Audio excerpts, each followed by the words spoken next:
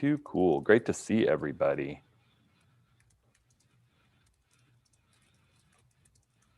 We are live on YouTube.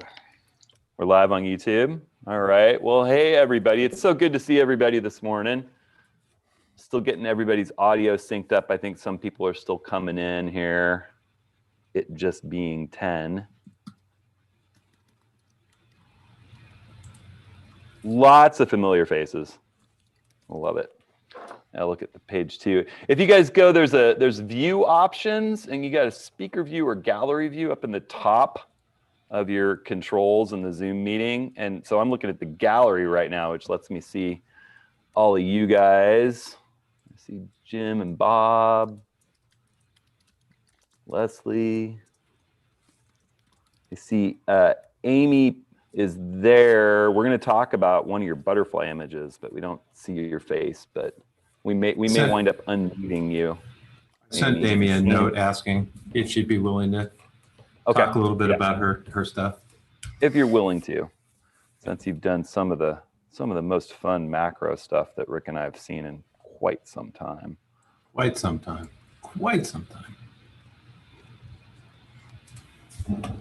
Huh. We got a message here from Ron that says that the website doesn't give an option to join in Zoom.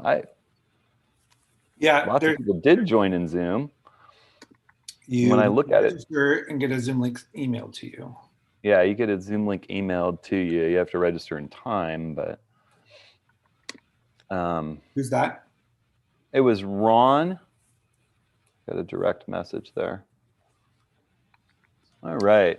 So I think, we can kind of start getting this thing rolling a little bit. We're going to talk macro photography, and I don't think neither Rick nor I, nor Darren, nor David, nor Woody profess to be expert macro photographers, but we've all dabbled enough, and I've been kind of playing around with some of the new things that are possible with focus stacking and dedicated focus stacking software. Rick's used a macro rail with a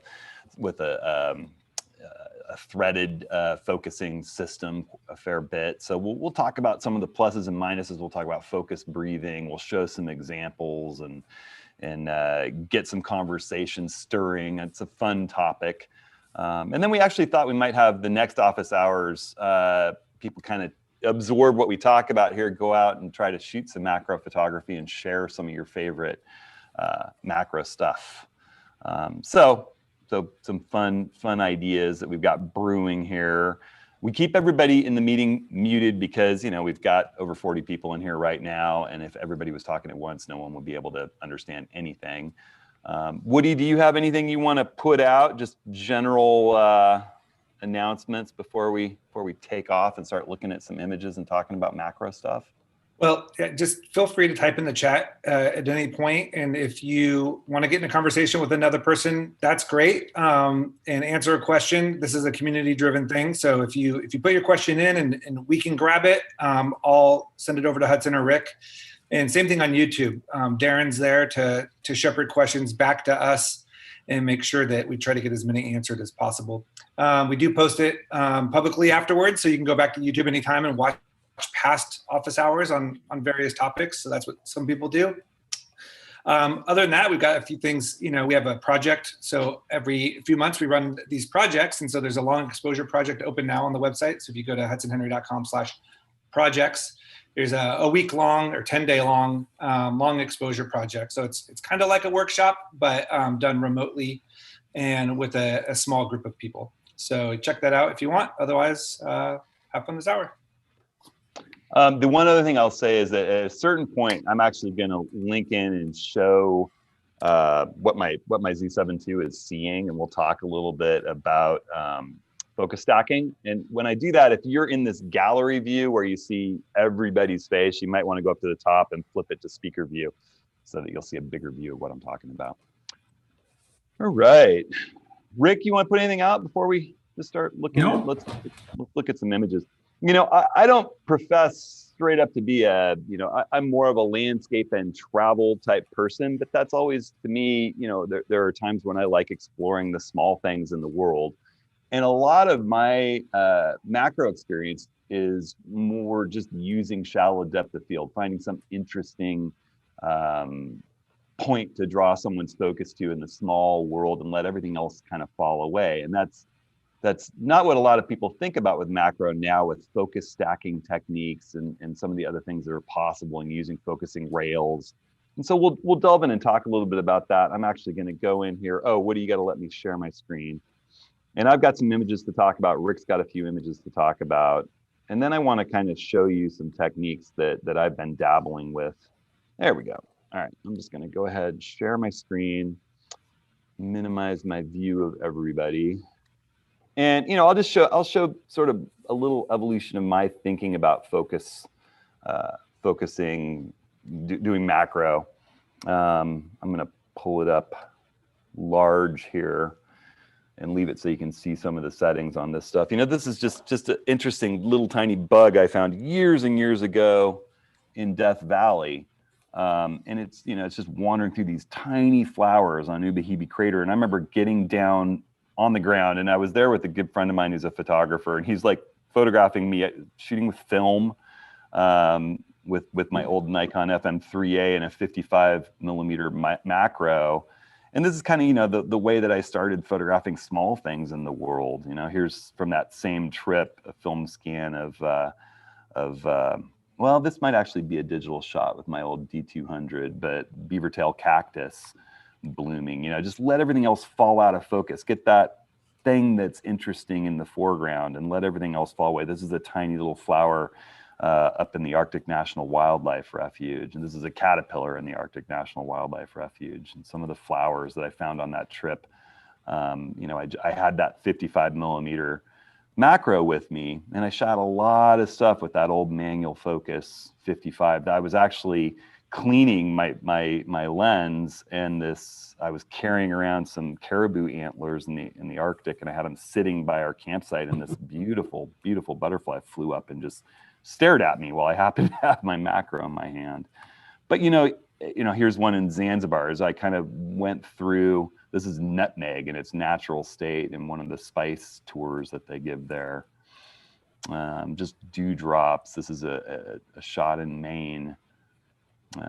This is in Africa on Rabundo Island, you know, just going for the eye. You know, this is the kind of macro stuff that I always used to do.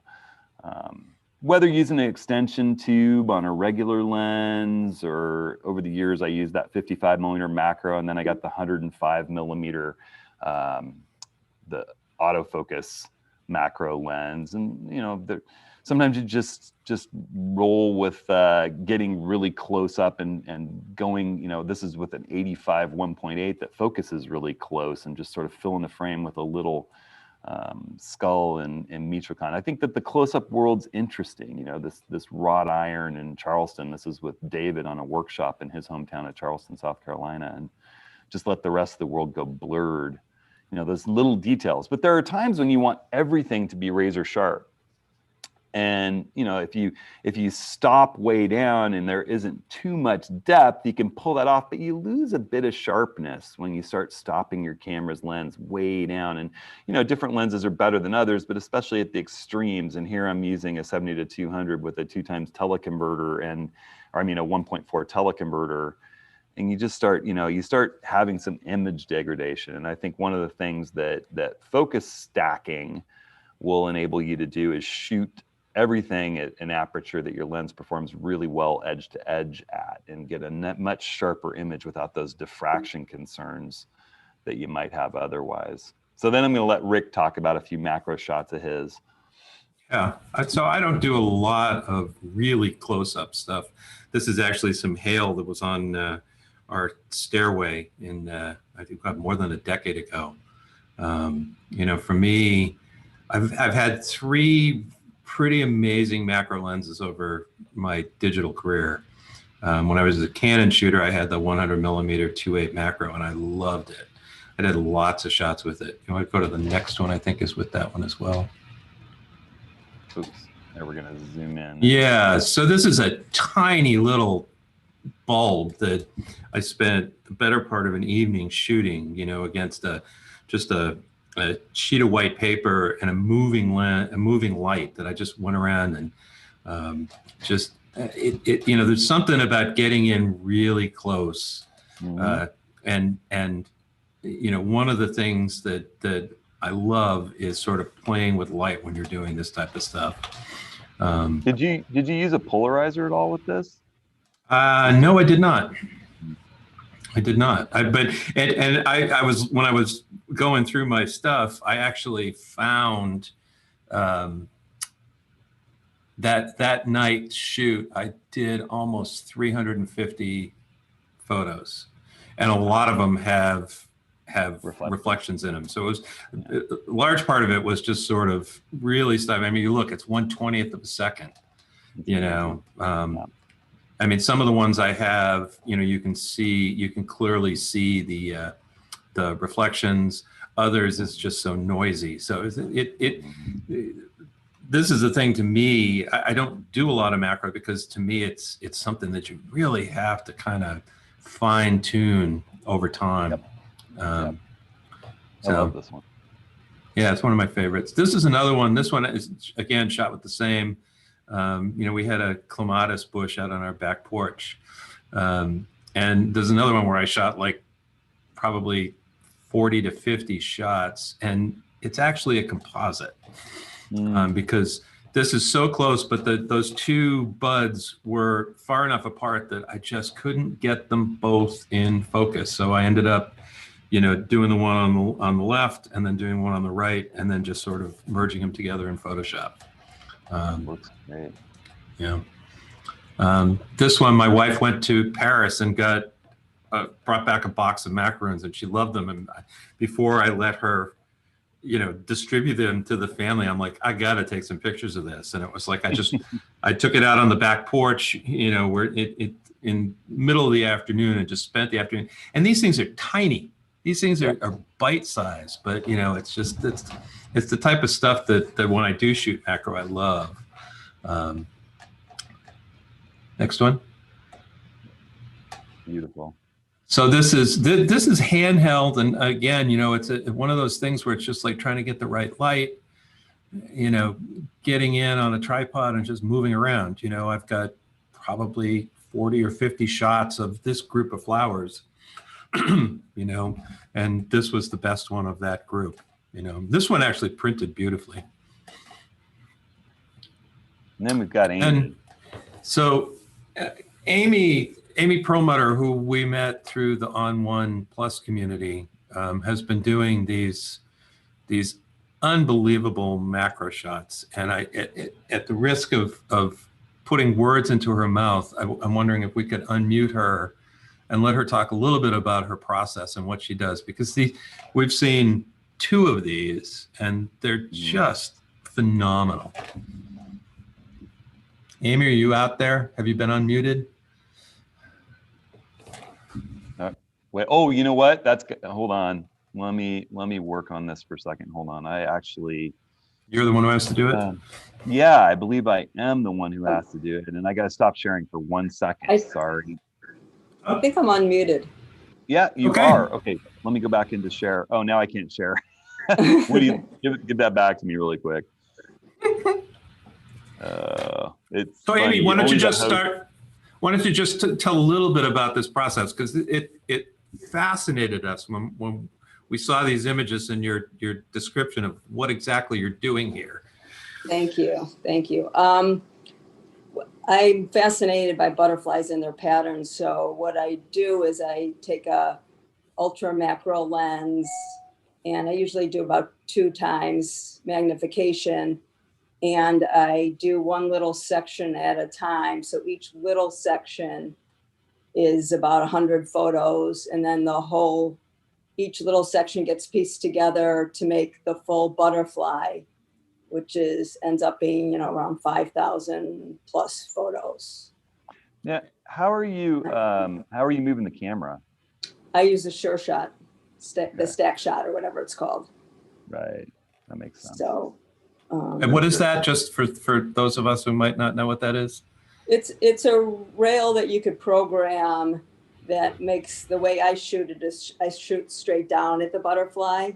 And so the rail moves the camera up or down just a tiny increment for each photo. Mm-hmm. So it focus stacks each section. So it's an automated focusing rail, essentially.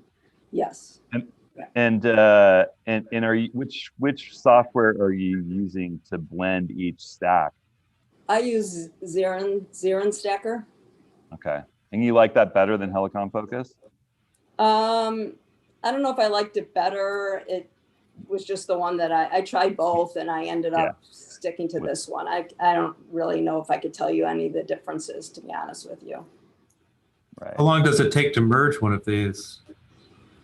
To merge the whole big butterfly together, or just a section? Either. Yeah. How long is it? Both. Yeah. Let's answer both of those. Merging one little section together is I don't know, 5 minutes maybe, depending upon what I have running. But to do the whole butterfly together, it takes, I don't know. I mean, it takes me months to do one. Yeah. And you had an exhibit of these a while ago, didn't you? I did. I've had I had an exhibit at a gallery, and then before that, I had it at our nature museum in Chicago. That has a butterfly world section type of place. So, yes. I just love to walk up on one of these 10 by 10. Yeah. I would love to see that. Well, I got to sell a few more before we do that. So. And do you have, are these on a website, or, I mean, we saw them on the On One galleries, which most people can't see. I do have a website, azpphotography.com.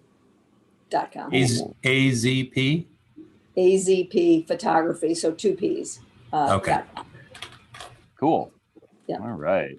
Well, thanks for your support. I really appreciate it. These are, do more. They're just outrageously amazing. Yeah, they are. They feel like a labor of love, you know. They are. They definitely are. Thank you. Yeah. All right. Well, thanks, Amy. Cool. Thanks so much. That was just awesome, and I appreciate your sharing your process there, because those have been really inspiring to Rick and I think most of the people in the On One Plus community. Amy shares these things in the critiques, and Rick and I are always just sort of oohing and awing over them.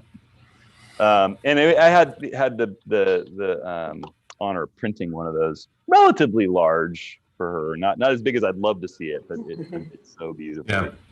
Yeah. All right, so I thought I would jump in here. If you're in the speaker view, you might want to flip into, or if you're in the gallery view, you might want to flip into speaker view.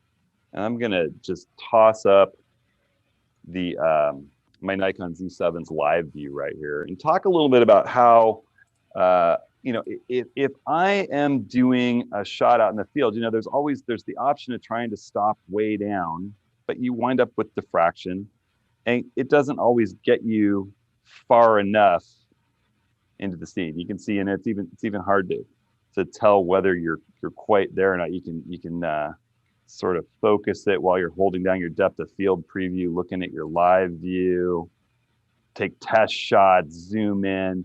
But it's probably a lot better practice these days if you want to get everything in focus in a macro shot, Amy style, to either use that sort of focusing rail like Rick has, or the Sure Stacker that Amy's using, and focus in. I like to zoom in to 100%. I can locate my focus point around on this camera by just tapping the touch screen. But if I tap down sort of close to the closest part of the frame for me and zoom into 100%, and you can see that little inset box is taking me, that's the part of the image that I'm looking at right now. If I look at the edge of this really snazzy, ultra lightweight titanium Arca Swiss, what's the word I'm looking for? The Arca Swiss adapt plate, exactly, plate. You can see it. This one's titanium. You can see all the little machining in it at 100%. I can see my focus. But if I want to get the desk focus too, just so I can choose what's going to be in focus or not, I would probably be on a more stable tripod than a little tabletop tripod. But you can see as I'm zooming back, I want to make sure that I'm starting this whole process right off the get-go, a little pre-focus. So So there you can see the desk sort of shifting through focus out of the frame. I'm focused closer than anything in my scene. I can jump back out, and with the newer Nikons, and I know some of the Fujis and other cameras, you can actually just jump into your menu, and I have it set here in my menu, and go into focus shift shooting. You can tell it I want a maximum number of frames. You can tell it what focus step width you want, and basically what it's going to do is take an image, focus a little further away, take an image, focus a little further away, take an image, focus a little further away, until it either hits infinity or it hits the number of shots that you programmed in as your maximum. And if you program it closer to 1, it's going to make that step width smaller for extreme macro work like Amy's doing at 2:1. If you make it wide, it's going to be better for a landscape type image. You know, I find that when I'm working with, and it knows what aperture and focal length you're working with, and kind of changes it up depending on what you're working with. Just like auto ISO changes up the ISO and shutter speed, or your shutter priority mode will change up and depending on what lens focal length you're hand holding. And I find that out in the landscape, I often shoot about a 5 works great for me. For something as close up as this, about 3 would be fine. For something like Amy's working with, you want to go with 1, and it's going to take a whole bunch of frames. So you choose that step width. You can have it wait. That's a good thing to do if you're using a flash and the flash needs to recycle. If you want to lock your exposure, if you're working in an auto mode like aperture priority or shutter priority, it's a good idea to lock the exposure on the first frame. Silent shutter, it just means you're not going to use the mechanical shutter. It's just going to be taking shots off the sensor. And one of the nice things is you can tell it that you want to put all of these in a separate folder on your memory card and reset your file numbering as you go. And then you just hit, you hit OK, you hit start. And I'm not going to have it do it right now, but it'll run through and take an image up to 300 images or until this lens hits infinity. And so, and I'm going to shut this off, flip back to me again here. I'm going to share my screen. That just makes me jealous. That just makes me jealous. It's a pretty cool system. It's a pretty cool system. So I want that. And I think it's the future. I think if you don't have it yet in your particular camera system, you're probably going to have it relatively soon. I'm going to go ahead and share my screen one more time here, and I'm going to bounce out of our example images and show you something that I was just messing with yesterday here, which is this whole group of images where it starts and at that close focused bit on the desk. And then if I lay down on the right button here in Lightroom, I want you to kind of see the effect of focus breathing. So let's talk about focus breathing for 1 second. Focus breathing is what happens when your lens actually changes focal length a little bit as you focus closer and closer and closer and closer. So this is a 105mm prime Nikon VR macro lens. And I'm very, very much hoping that the latest lens that comes for the Z system won't do this. But as I scroll through here, do you see it looks like it's zooming out as it focuses further and further away through this stack of 300 images? You can see that's the camera doing that automated focus shift. And it did shoot 300 images. I think I did this one at level 2 just to kind of make sure I had everything in focus. So as it runs through there, it's almost like it's zooming. And that's going to make it much more complicated for focus stacking software to put all those images together and have them align perfectly. Because literally the furthest out focused image is at a completely different focal length than the closest image. That's what focus breathing is when people talk about it. And I tried to select all of these and run them into Photoshop to focus stack them, and I'll show you how you would do that. I'm not going to do it with all of them, but if I was to say wanted to focus stack 3 images, let's say we had a landscape focus stack where we're shooting at say f11 with a wide angle lens and the camera only took 3 frames. It's as easy in Lightroom as going up to, you just select all 3 of them, right click them, and you say edit in, open as layers in Photoshop. And it's going to just throw those up into Photoshop here, hopefully. Takes it just a second. Here it comes. It'll open each one. I have a lot of software running at the same time here. There we go. It opens up all 3 of them. And then you want to select all the layers that open. Each image is on a separate layer. And you would go up into Edit and say Auto Blend Layers. And you want to stack images, seamless tones and colors, content aware, fill transparent areas. You can do that if you want. Basically, it's this, instead of a panorama, you're stacking the images and it'll look for the sharpest images. And when you hit OK, it's going to blend those 3 based on the content, looking for the sharpest bits in each one. Now, it's not going to work for us because, you know, it's only just including a little bit extra of the desk here. But it's really that simple. You go up and you can go into the layer and flatten it, and all of a sudden you've got all those images blended with the sharpest parts of each one incorporated. So that's how easy it is to do out of Lightroom into Photoshop. You hit save, it'll round trip it back into Lightroom. I don't want to do that. But that's just an example of how you would. So I tried to load all 300 of these into Photoshop, and I came back a couple hours later and the computer was just sort of locked up. It had about 120 of them loaded. And this is a relatively fast laptop. Maybe my desktop could do it, but I just don't think it's the best way to go. I think you're going to want to either get Serene, like Amy's using, or I tried out Helicon Focus, which if you jump into Helicon Focus and you go in here, you can see I loaded in all of these images. All you have to do is click on the plus button here, navigate to your folder, select all 300 images. They load in a matter of seconds. And you have several different rendering methods. And if you want to get deep into what each one does, I read the instructions. Method C is for stacks larger than 300. You can hit a little question mark and it immediately pops up a help page that goes through any explanations of the software. I'm using a 30-day free trial that doesn't even watermark the images. So if you want to play with it, it's free to try for 30 days.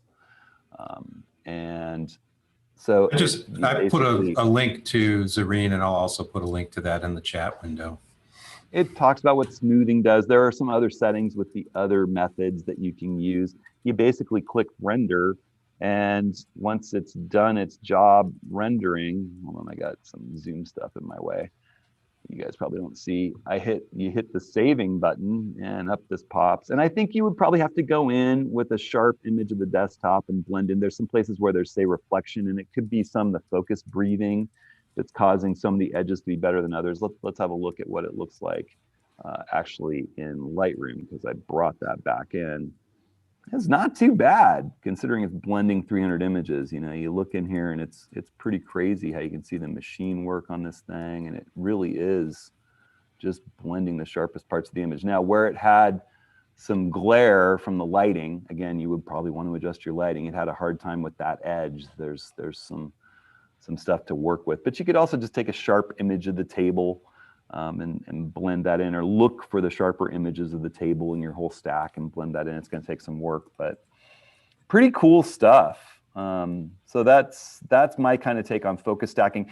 If you're not working with the smallest of things, if you're working with more sort of a macro out in the landscape, you can also, you know, stop your camera down and look through your viewfinder or at your live view. Focus so that the closest bit is in focus, take a shot, focus out a little bit till that next thing that was not looking so sharp is in focus, take a shot. I mean, you wouldn't want to do it for 300 frames with a true macro, but that's where we get more into Rick talking about the focusing rail. And I'm gonna stop my share and let Rick talk about that for a second. So Amy talked about a focusing rail. And what that is, at its simplest form, is something like this. I don't know how, let me. Throw Rick on the spot here. Can you see me? Yep. Okay, all right. And so basically it's a clamp for your camera and a set of geared rails with some basically like a little neural knob that lets you focus in, move your camera in and out. So you focus once on your image, and then you just sort of slide it in. You can also, depending on the rails you buy, not only can you go in and out, but you can also go left and right. And it's much like the focus stacking electronically in the camera.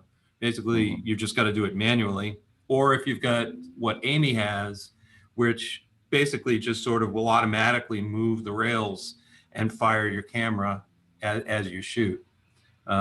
This one, I had an old set of rails a long time ago. This one is from Newer, and it was like $70 on Amazon. I'll put a link in there if people are interested. But for those of us who don't have the fancy focus stacking software in our cameras yet, this is actually a pretty nice thing to have. So, Ron asked if will the rail reduce breathing, and not really, because you are moving the lens. You still need something like Photoshop or one of these focus stacking tools to really make it work. The old set of rails I had about a decade or so ago, I was the editor of a Photoshop Elements magazine, and I did an article on macro photography and used some rails, and then used Helicon even way back then. And it's kind of amazing what these apps can do. I mean, you look at what Amy's doing with Zareen, and it's pretty phenomenal. But depending on the type of stuff you're doing, Photoshop will do just as good a job, I would say.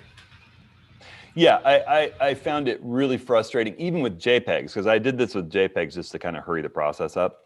And even with JPEGs, Photoshop just bogged down. I was shooting medium-sized JPEGs, so not even the full, big 46 megapixel files. And Helicon did it. It loaded them really quickly as you watched, just in a matter of seconds. And then when you go to render after you choose your settings, it took it maybe a minute and a half, which is pretty incredible, really, when you think about 300 images. I was relatively blown away. And it's kind of fun. I don't want to have everybody, well, no, it took it a couple of minutes, but it literally looks like a Xerox scanning in black and white as it marches along, assembling each one. It's kind of like, it's actually sort of fun to sit back and watch. I don't know how Zareen does it, but I'll probably download Zareen and try it to determine which. Yeah, they've got a free trial too. Yeah. We've got one question from Tom asking about experience with On1's focus stacking. Yeah, so On1, I mainly use focus stacking in the landscape. And I think On1 is really set up that they designed it to do focus stacking in the landscape. It limits you, I think, to 16 images. Isn't that right? Something like that. Rick, you wrote. There's a limit. Yeah, you can't do as many as you can in these other apps. No, and I think Photoshop's limited that way too. And the problem that I really had with On1 was if clouds were moving or water was moving, if there was movement in my landscape, it had real problems, particularly with water. And just, there'd be artifacts and things. And I've talked to them about it, and they keep promising me that they will eventually go in and take a look at it and do some tweaking. But for right now, I would really consider taking a look, if you want to do macro stuff and you want to do focus stacking, at Zareen or Helicon Focus. I think they're just kind of the top of the game. There is an option to buy a lifetime license for Helicon. I don't know about Zareen. It's a little on the spendy side. It's like $140 or something like that. But you can also buy it for like $30 a year, which seems like a reasonable gamble to take for a year of seeing if you like it. It's really, really good stuff. It's specialized. There are just certain pieces of software that it's so specialized, and that's what they do. And arguably, On1 started from a piece of software like that I used constantly as a plugin to Photoshop, which was Genuine Fractals, which is now Perfect Resize. And all of us back in the day that needed more megapixels to work with our images printing, you would use Genuine Fractals to just boost the resolution in digital files. And they were better at it than anybody. And that's kind of where the software grew from. And I just think that Helicon and Zareen are the best at doing this stuff. I wanted to mention one more thing to everyone. And I'm going to switch over. I'm going to throw the camera up here one more time. and talk really quickly about focus breathing, because as I said, some lenses are just way worse at this than others. And if you just throw up something close on your camera and shift your focus, you can watch it in your live view with a modern camera. You can see that that thing is breathing as I focus. This is a prime lens. You know, my subject shouldn't be zooming that way. And this is Nikon's, you know, arguably top gun macro lens made today. Now, I would wager on the fact that when they come out with the new one for the Z system, the S version of the 105, it won't breathe. None of the S lenses that I've used really breathe in any significant way. The change from the old 14 to 24 millimeter lens in the landscape is dramatic. It used to breathe a lot. I'd do focus stacking and be really frustrated by it. And the new one just doesn't breathe at all. It just stays static as you shift focus close and far away. And I think that, you know, Rick and I have been talking about this a lot, and I think we've mentioned it in office hours too. We're at this moment in photography where there's just so much innovation happening, both in the camera bodies, but even more so maybe in the optics. I feel like the lenses that are being made for all the systems are just getting better and better and better. And they're, you know, just the computer engineering is allowing these designers, and the shorter focal length with the mirror, or the shorter flange distance with the mirrorless, is letting them do things where they don't have to bend the light rays as much to get into that sensor, and they're just making lenses better and better and better. So, you know, I would have you guys test the lenses you want to use for macro focus stacking, and see how much breathing they do. You know, you're going to have an easier time with lenses that breathe less. They weren't designing stuff for this back in the day. Yeah.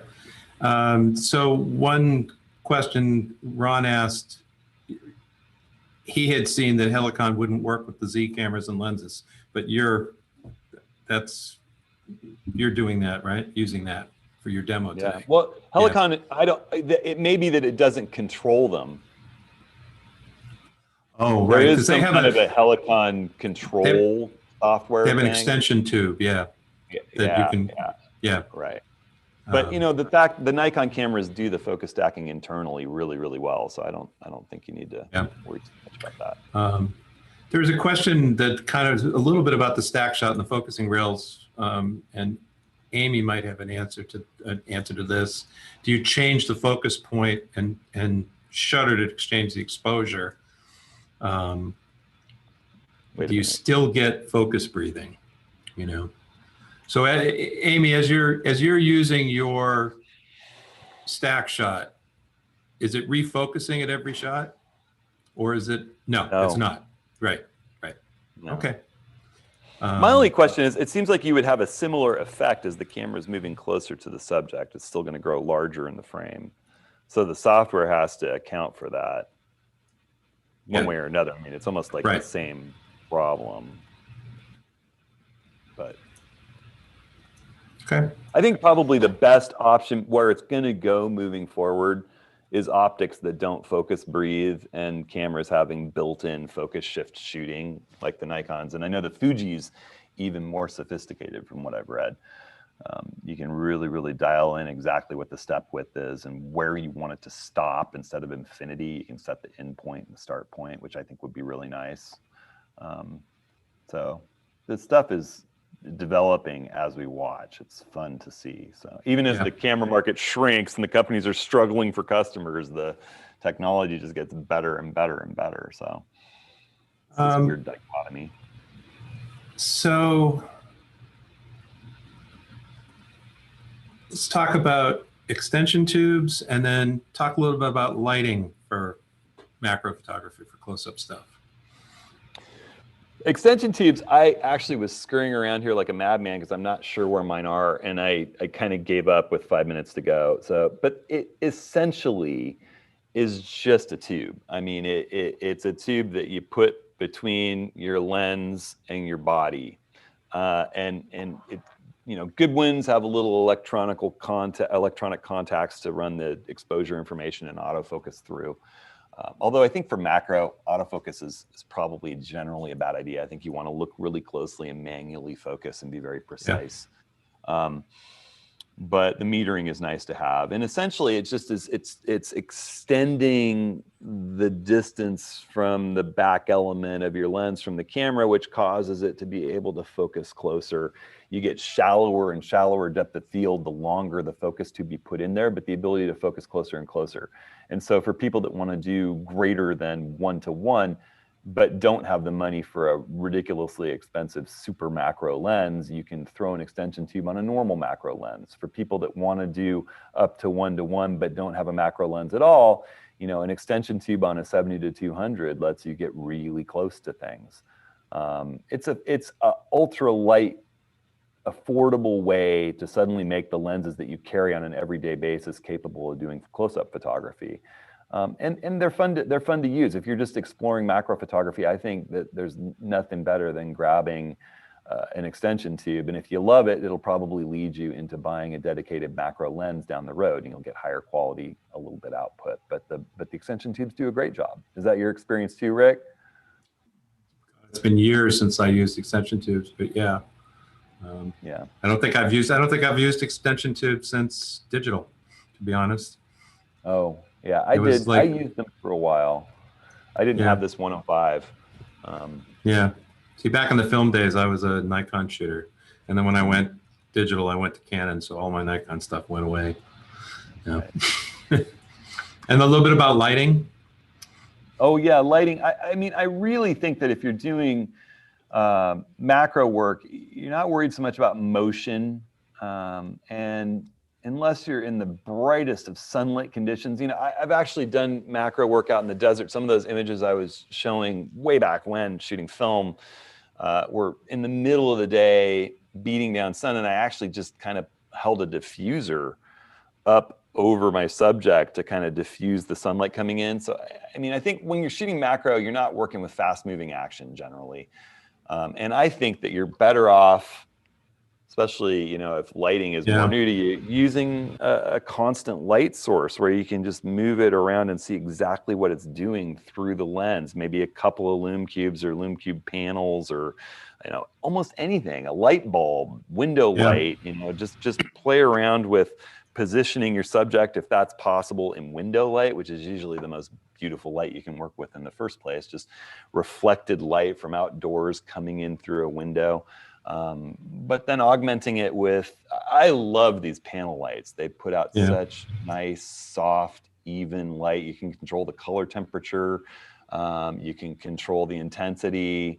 You set a couple of these up around your subject and just play with the angles. Maybe look through some books on lighting, still lifes. But, you know, generally, you know, one kind of up to the side of your subject that's really lighting it, and then you can fill shadows with another one coming in from the side. And you can create some backlight drama from one back behind out into the frame, creating a little halo around your subject. There's all kinds of fun stuff. But I honestly think that using constant lighting for macro is going to be your friend. I don't think you need to set up flashes and be trying to guesstimate what's happening and adjusting each flash and only seeing what happens when you take the frame because it's happening in a thousandth of a second. In the old days, we used to use ring lights too, you know, ring flash. Lights. Sure. And those are cheaper. And now I see, I've actually seen more and more ring LEDs that sort of help show that, and those are worth looking at too if you're interested, especially in that sort of close-up stuff. Could we unmute Amy again? Amy, am I in control right now? Well, let me just see. Are you? I might be. Find Amy. Maybe I should just have Woody do it because he's so much better at this stuff. Wish it was. Oh yeah, I got it. Hold on. Oh, I can ask her to unmute. She's trying. No? Oh, there we go. Hi. Hi. So I've seen you moving around to some of this discussion. And a couple people have asked in the chat, just so maybe maybe we could talk a little bit more about some of your technique, especially for things like lighting. Oh yeah. Or, you know, focusing, you know, there's stuff like, you know, what aperture are you using? You know, what f-stop are you using in these types of shots? Sure. Unfortunately, I have to do it quickly because I have a plumber here who's calling me, but. Okay, I'm sorry. I don't like my exposures going beyond like 4 seconds. So I work backwards from there oftentimes. So it's usually about a 5.6 at ISO between 64 and 100 if I can keep it that low. I use constant light with the, like LED lighting, or that I actually won one from you guys one time. Yeah, through a drawing, whatever that square little light is. I have a couple of those that I try to bend and point to light up the butterfly. Rick, was there something else I missed in the answer? You know, there's one question I have really quick, and that's when you're using your Sure Stacker. I mean, does it have a bit the same effect as focus breathing as it's coming down closer and closer to your subject? Or is it such? You've got. I don't even know that I could. I don't even know that I can answer that because it's. Yeah. I don't know what it should exactly look like because it's so close in. You know what I mean? And I think Serene and Helicon Focus are so good at dealing with that it just becomes kind of de minimis. I think you're. Yeah, and you're working with really shallow. Right. Right. Okay. Well, go. Right. You can. Sorry. Hey, no, that's okay. No, you've been awesome. So I gotta go. Yeah. And I want to thank you. Thanks so much for sharing what all that you know, Amy. You're awesome. My pleasure. And thank you. Appreciate it. All right. So we'll just want to do some Q&A from here on. Yeah, I'm going through. I mean, a lot of the gear questions. I mean, aside from the real close-up stuff, which Amy is the one who really does that. I mean, we don't do, you know, the eyes of a fly and that sort of stuff, unless you've got any insight into, you know, the things you might do to get those types of shots.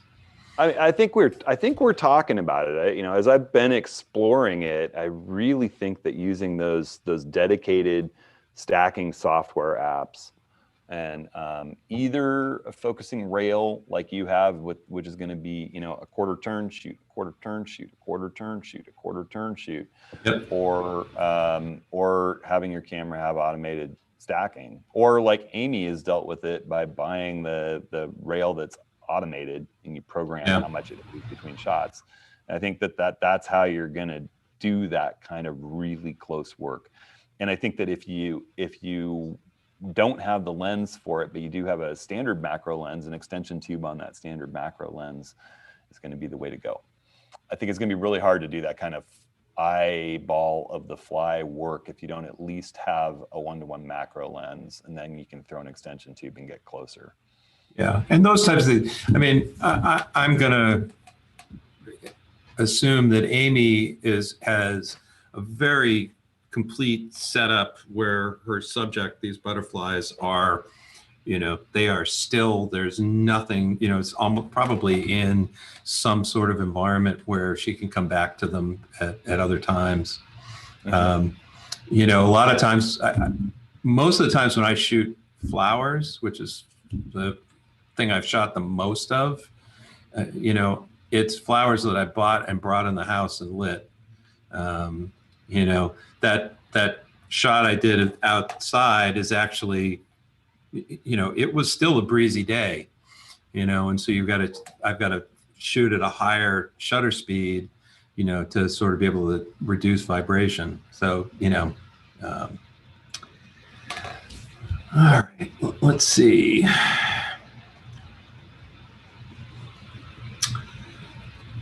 I don't see any other any other things that we haven't really talked about. Right. And so you said that Helicon has a demo version that lets you create. Yeah. Okay. Yeah, so I haven't bought it yet. So for the contest in a couple of weeks, people could actually go and download a copy of that and play with it. So yeah, completely free, full functioning version for 30 days. So there's no bar on trying that out. And for those of you who, I know there's a lot of people in here that are Nikon shooters. The newest, even the 24-70 f4 focuses really close, shockingly close. All the new glass that I've been working with for the Z system focuses close. So even if you don't have extension tubes or macro lens, you can still do some really fun ultra close-up stuff. Zoom it out to 70 and get as close as you can. I think extension tube would be, it's not that much money and it's fun to play with. So yeah, you have to get the right one for your system, but read reviews. I haven't bought one. All right.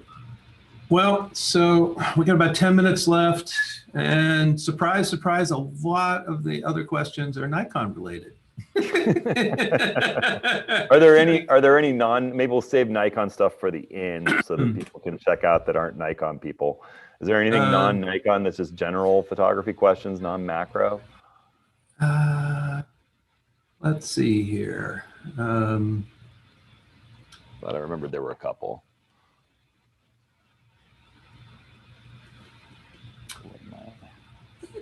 Well, we talked about this, and there are a couple that we talked about in the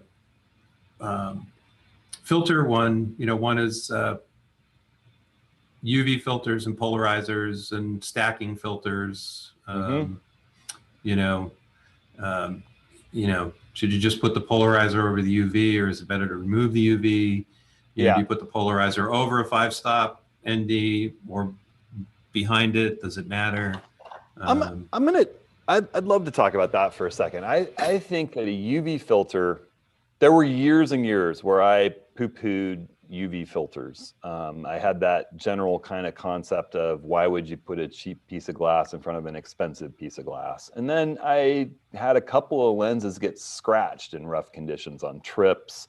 And it's expensive to replace the front element of the lens, and you lose it for weeks while it's gone off to the repair facility. And I actually was approached by Hoya. Gosh, it was the trip where we found out we were pregnant with Pike. So we're talking about 5 years ago. So 2015, I think it was, the trip where we went to Duncan's wedding in Greece, Rick. Mm-hmm. And Hoya said, well, I said, I'm going on this big trip to Europe. And they said, take these HD3 UV filters and test them. And I shot almost everything on that trip through a UV and without a UV, shooting into the sun, backlight, sun stars, long exposures, all kinds of stuff.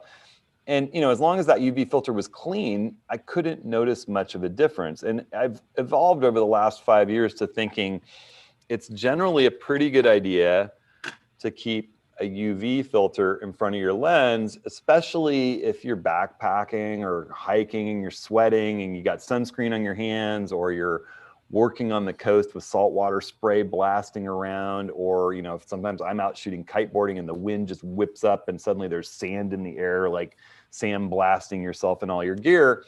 And then you get into a situation at the end of the day where the light's just magnificent and things are calm and you're not worried about messing your gear up and you're on the tripod, you're setting up that perfect shot. Well, boop, this is a magnetic case filter I'm testing for the 14-24. All of a sudden I have this perfectly clean front element because it's been protected all day long while I've been working and scouting and getting to that perfect shot. And I don't have to worry about using a wet wipe on my really special lens. And when I'm done and put it back in the bag, boom, back on, away it goes. When it comes to stacking filters, go ahead. I would say the exact same thing. My story is, my Sony 16 or 24-70, I was out switching lenses one day and it fell out of my hand and dropped right on the element. The filter was trashed. The lens is fine. I've had that happen too. I've had that happen too. So I'd rather replace a $50 or $60 filter than replace the lens. Or even a couple $100 filter than the lens like this one. Yeah. The other thing is that I avoid stacking filters when I can. I would never throw a polarizer over the top of a UV. I would pop the UV off to put the polarizer on. And the only time I would really stack filters is if there's a really good reason to use the polarizer and I'm doing a long exposure with neutral density. And so I really need to slow my shutter speed down in a brighter lit condition, get the creative effect that I want. And yet I also want to get rid of the distracting reflection on the water in front of me. Or I'm in a wet woods and I want to green that woods up by cutting through all the reflections on the leaves. That's when I would stack a polarizer atop a neutral density filter. And I would just make sure my system has no light leaks between the two, and that both of them are as clean as can be. I think that, and that's why I tend to carry 3 different neutral density filters. I like a 4-stop, a 6-stop, and a 10-stop, so that I don't need to stack them. If I want to really slow things down, I put that 10-stop on. So can I just that's my take. Add one other thing, which is invest in a filter pouch. Oh yeah. I've got Mind Shift. There's a million of them. Pretty much every filter company makes them. 4 spots, you can put in 4 filters, or when you're out in the field, and you take that UV filter off, put it in here. Don't put it in your pocket. Oh yeah. It's also a great place to put your lens cap, because if you put your lens cap in your pocket, you're going to get lint on it.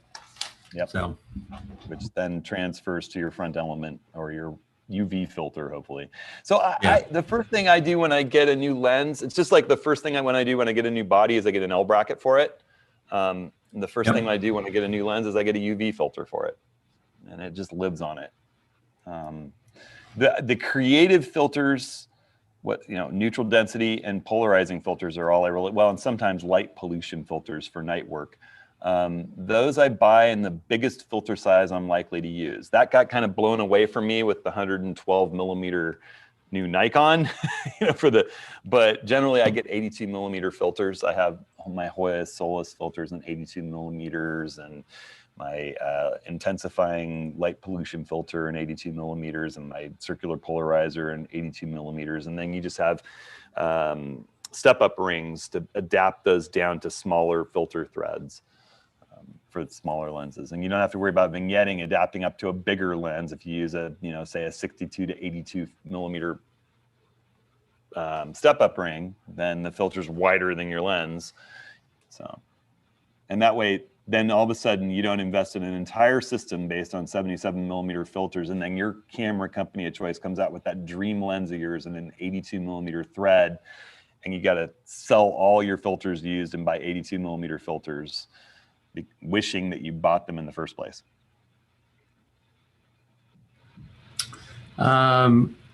We got one question from Edward about monitors. Okay. Any recommendations for displays? I have a list of kind of my latest recommendations on my ATS links page. If you go to hudsonhenry.com/ATS links, or you click on training and then gear. And I haven't used them personally. It's just as I look through, those are what I would use. And I've heard some good reviews from people. If you're looking for a more bargain monitor that has really good performance and you're going to calibrate it, I think that the Dell Ultra Sharp displays are just amazing for the price. That's what my second monitor, the vertical one, is over there. It's light. It displays 99% of Adobe RGB. It calibrates really nicely. I think for most people out there, it's plenty of monitor. I saw they just released a new one that's, what is it, like 48 inches wide. It's curved and like this wide, so it replaces 2 screens. It's a couple $1,000s, but I was like, that would be kind of fun. I bought a BenQ 27-inch display in September, and I've loved it. I mean, it's I was coming from an old iMac that I couldn't really calibrate, and it's a lovely monitor. The NECs are good, but they're very pricey. I agree with the Dell. Just about everybody I know who does photography work these days is using a Dell monitor. And I would not get too into the weeds on the HDR functionality that they talk about now. Most of the HDR capable monitors out there, it's kind of faux HDR. The really true HDR capable monitors, that are being under development right now. It's kind of like when plasma TVs first came out. They're $5,000-$6,000, like the one from Apple, that the stand is $1,000 extra. And Yeah. if you flip it into the HDR mode, the only things that look good on it are HDR images. Everything else will just look really weird and flat.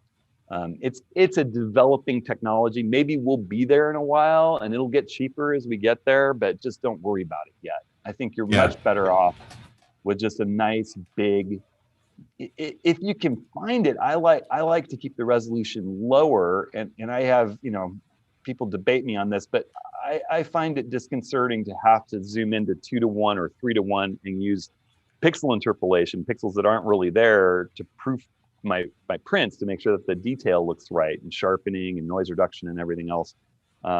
So I'm holding on to standard definition monitors. I'm not a big fan of using a 4K monitor to proof my prints. If I had one that was huge, maybe, but at 30 inches, I still find it too small to really check fine detail at 4K. So I still like one that's smaller resolution, but they're harder and harder to find, and more specialized and expensive at this point. It's like finding a decent stereo that doesn't have 7.1. Yeah. But I think like 3 receivers under $2,000 that don't have all of that crap. Yeah.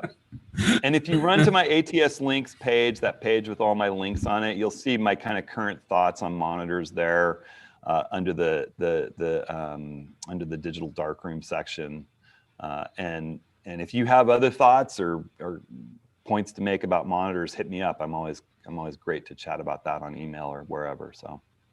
All right, Woody's causing us, he's pushing us out the door. Yep. But I have one interesting question about the Z that I went, no, but maybe. John Clark asks, is it possible to plug an SSD directly into the Z7 to back up images? No. Okay. That'd be cool, but no. I mean, you can record so video externally. It can't shoot simultaneously to an external. Not that I know of. Okay. It'll shoot video externally. The killer thing I'm loving with the new 2s is the ability to run a USB-C cable to them, and just it keeps the battery topped off for the life of this little tiny. I just did a video recently, but this little tiny Anker battery bank, 10,000 milliamps, is the equivalent of more than 4 Nikon batteries for the Z6 or Z7 II. And if it's got power delivery, so as long as it's got a 15-watt output and you use a good cable, USB cable, the camera will run live view for 5 hours with this. I tested it. It's just amazing. Instead of having to buy and carry 10 extra batteries with you, you just have a couple batteries and a couple of these, and it's like you're set for a trip. It's awesome. So yeah, the Sony's the same way. The Sony will do that as well.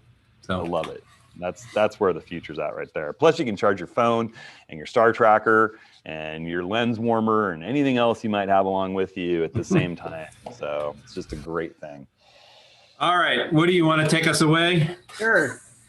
Thanks, everyone. Next time, we're going to do photo submissions. I think you guys called it a contest, although I don't know if there's any prizes or any recognition of any kind. But please submit macro images via hudsonhenry.com/office hours. The form is not up yet, so wait a day or two, and we'll get that form up, and then we will send it your way. And check out our project, and also just keep your ear to the wind. We're going to be launching some workshops and updating some workshops that still have a few slots that had to get shifted from last year into this year, as we're starting to see the vaccine roll out and figuring out where it's safe for everyone. So we're going to have some announcements on that stuff really soon. Keep an ear out. All right. Thanks, everyone. All right. Thank you. See ya. Thanks, everyone. Thanks, Woody. Thanks, Rick. Thanks, Darren. Thanks, David. Thanks, Amy. See you guys.